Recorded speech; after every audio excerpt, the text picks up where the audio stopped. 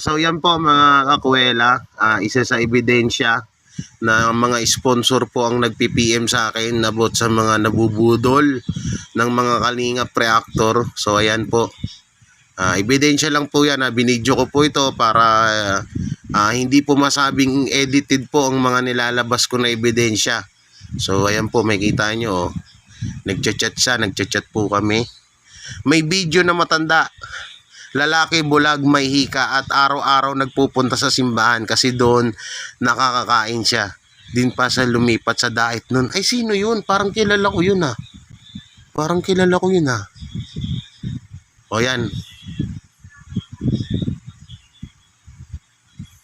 Yan. I-reply natin mga kakwela. So, nagbigay ka ate. Nagbigay ka sa sponsor pero hindi nakarating, ganun, pero hindi nakarating ang pera. Yan baka sabihin nyo edited tong video kitang kita nyo yan mga kakwela yun na yun, alangan mag-i-edit, ang hirap i-edit yan, nagre-reply. Mamaya gawin yung edited na naman, sabihin nyo gawa-gawang issue na naman to. Kawawa yung mga OFW na mga inuututan nyo, tapos gusto nilang tumulong pero binubulusan nyo yung pera. Grabe naman kayo. Gusto nilang tumulong sa mga tao, pero kayo na mga Kalingap reactor, binubulsin yung pera na para dun sa tao, sa mga dukha, no? Tapos kayo may kinabang sa pera ng mga OFW na halos makuba na sa kakatrabaho sa ibang bansa. May nagchat sa taas. Puti natanggal ko kaagad. Nagpapakayod kalabaw na dun sa ibang bansa para lang makatulong sa mga kababayan natin, tapos kayo yung nakikinabang. So ayan, hindi yan edited tuwing katapusan ng buwan, lagi sabi sa akin, sis, ubos na ang pagkain at gamot ng matanda. So gulat ako, bakit parang binibigay na obligasyon ko na. Ay grabe ayan tuwing katapusan daw nagpapadala siya ng buwan-buwan lagi, sabi niya. Karating peso, gulat ako. Higit 7K pesos ko lang na sa matanda. Mag-isa, karating peso. Karating pero nakakarating pero gulat ako, ang higit nakakarating ang pera pero gulat ako, higit 7K pesos ko lang kulang sa matanda na mag-isa lang. Ibali hindi nga nakakarating yung ibang pera. Mula noon ako sa GC nila, umalis ako sa GC nila. Okay, tanungin natin kung sino ito. Sino yan? Sino yan, ate? Nga, ito tinatanong ko. Sabi ko, sino yan, ate? Grabe naman, no? Grabe naman. Grabe naman yan. So paalala po itong taong to, si ay sponsor ko po yan. At siya dapat ang magi-sponsor ng bahay ni Tatay Pedro, pero inako ni Kuya Bal. Kaya hindi na ho natuloy.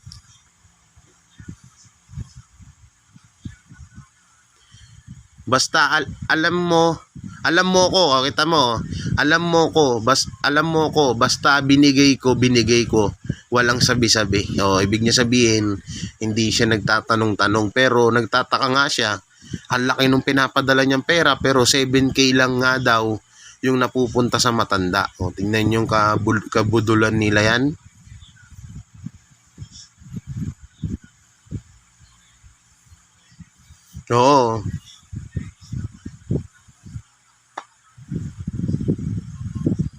Tingnan mo guys nagpapakapagod yung mga OFW. Ayusin ho natin yung video.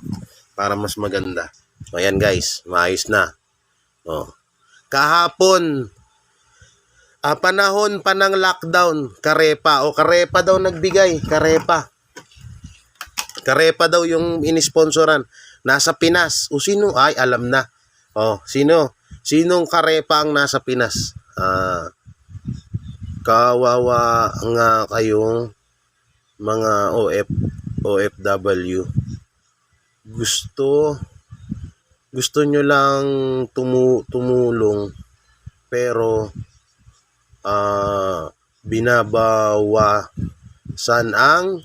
binabawasan ang padala nyo. So ngayon, sino kayang Karepa to? Guys, sinong Karepa yan? Diyan tayo magtatang. Ang dami pong Karepa, Kalingap Reactor na nasa Pinas, tandaan nyo yan.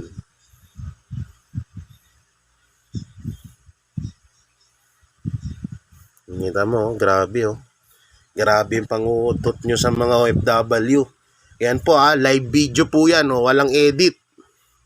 Oh, walang edit, yung mismong sponsor ang nagsasalita. Baka itanggi nyo pa to. Guys, baka itanggi nyo pa yan. Baka itanggi nyo pa. Hindi na edited yan, kakapal naman ng mga mukha nyo. Kayod kalabaw yung mga OFW sa ibang bansa, gusto lang nilang tumulong, tapos kinukulimbat nyo yung mga pera na padala nila. Kakapal ng mukha nyo.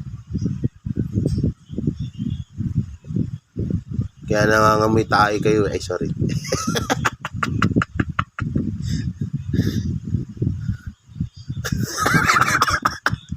Oo nga, ayan nag-reply. Oo nga, ginawa ng iba, ginagamit na lang para kabuhayan at di pa kontento sa kita sa YT. O, kita nyo, grabe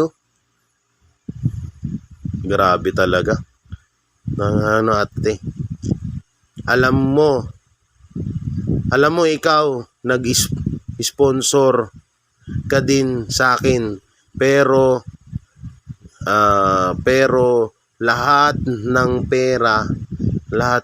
pera na binibigay mo sa akin napupunta talaga sa taong gusto mong matulungan. Alam mo yan, ate, na matino ako. Kita mo, renovation bahay nila, binili new car. Ito guys, sabi daw, kita mo, renovation bahay nila, binili new car. Imbis daw sa renovation ng bahay, napunta daw sa bagong sasakyan. Ay, grabe. Sino kaya yun? Sino kaya to guys? Yes, wala akong doubt sa iyo. Yan katibayan po. Yan, walang edited, katibayan. Sinabi ko dito na nag-i-sponsor to. Yan, katibayan po na nag-i-sponsor tong si ma'am sa akin. At katibayan, wala akong doubt sa iyo, sabi niya. Alam niya kasi nito, papadala sa akin to nang umaabot ng 40 to 50k or 30. Tapos minsan, hindi ko na binablog yun. Kasi ayaw niya nga din ni ma'am. So, ang ginagawa ko, binibigay ko na lang ng buo. Gumagawa na lang akong video na naibigay ko na ng buo at pinapadala ko sa kanya. Kaya wala siyang masabi sa akin. Kung ako, mukhang pera ako, sa mga pinapadala nitong sponsor na to, dapat ngayon ako yung sinisisi nito. Pero tingnan mo, ang binubunyag niya, yung baho ng mga Karepa. Na-stamp page sa sponsor ko dahil kailangan ko din ipagawa bahay namin. Yun. Na-stop din daw siya. Pero ate, magkano lahat na naipadala mo na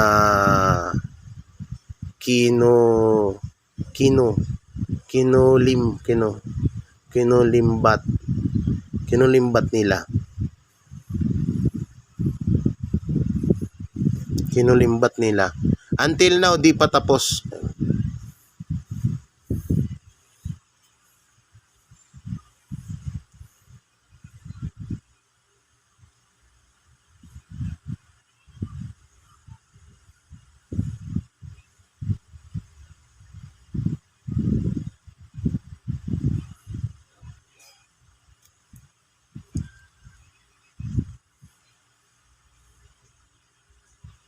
4 months. 4 months daw. 4 months ka nag-sponsor.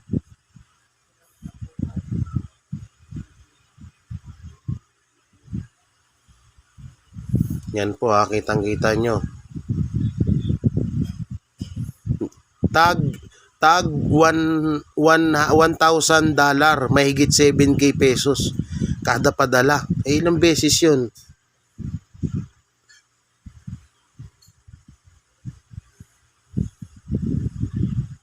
$1,000. Mga nasa 30K. Oh, ayan ha. Kitang-kita nyo. Mga nasa 30K. Oh, ang laki. Kita nyo, grabe yung mga karepa na yan, oh. Oh. Grabe, oh. Yan ha, ano po yan ha, hindi yan edited, guys. Pero tatabunan ko po yung pangalan nitong sponsor na to. Oh, kita mo. Eto na. Nasa 30K 4 times. Ibig sabihin, 30K nasa 100K plus. Nasa 120, 120K. Grabe. Ang laking pera. Ang laking pera niyan, ate, grabe. Di nakakapangtayo ng balahibo na nakakagigil. Utak, pwede nang mga kakwela, pwede nang ibago ng buhay. Pwede ibago ng buhay ng subject yan, no? 120K, no? Napansin ko isang araw, sabi ko, teka nga, parang obligasyon ko na iba ito, sabi niya. Oh, na-realize niya na parang obligasyon niya na daw lahat. Grabe.